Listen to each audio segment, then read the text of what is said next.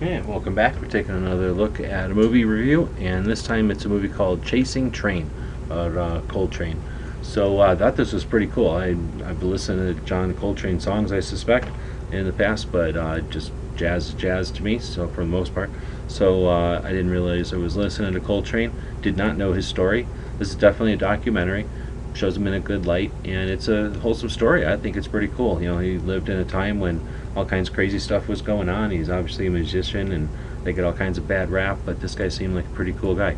Had some issues, of course, and dealt with those, but was true to his music and his passion, and sharing that, and that's kind of cool. So I think it's an inspirational movie. I'm not expert in the matter at all, but I'll leave a link to the Amazon, and be curious to see what people think in the comments.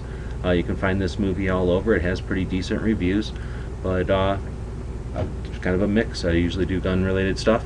This one's going to get, I don't know, 7 millimeters. It's not the coolest music movie I've ever seen, but definitely held my attention. I learned a little bit about Coltrane as well as music in the United States. And that's always fun. Curious to hear what you think in the comments.